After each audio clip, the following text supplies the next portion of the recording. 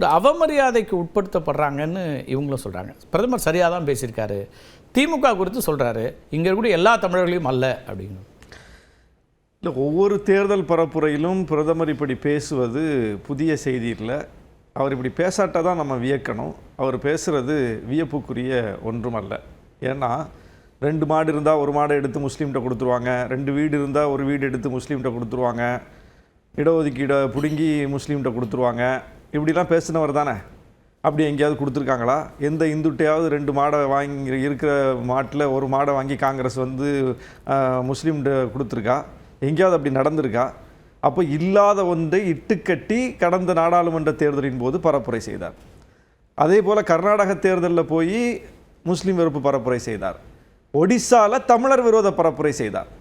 VK. பாண்டியனை முன்வைத்து பூரி ஜெகநாதர் ஆலயத்தினுடைய சாவியை, கருவூலத்தை சாவியெல்லாம் தூக்கிட்டு தமிழ்நாட்டுக்கு ஓடிடுவாங்கன்னு சொன்னார். சொன்னாரா இல்லையா? தமிழ்நாட்டிற்கு ஓடி விடுவார்கள். அப்படி வி.கே. பாண்டியன் தமிழ்நாட்டுக்கு ஓடி வந்தாரா?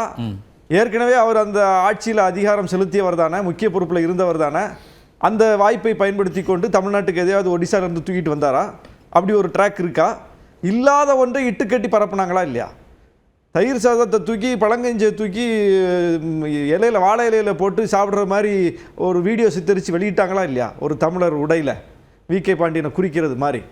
அப்போது எவ்வளவு பெரிய ஒரு வன்மத்தை கக்கினார்கள். அதுக்கு என்ன சொல்லுவாங்க? அவர் பேசினார், இவர் பேசினார், இன்னைக்கு ஒரு லிஸ்ட்டை போடுறாங்களே. வடமாநிலத்தை குறித்து இத்தனை பேர் பேசும்போது பப்ளிக்ல என்ன மெசேஜ் கன்வே ஆகும்னு கேட்குறாங்க. என்ன பேசினாங்க?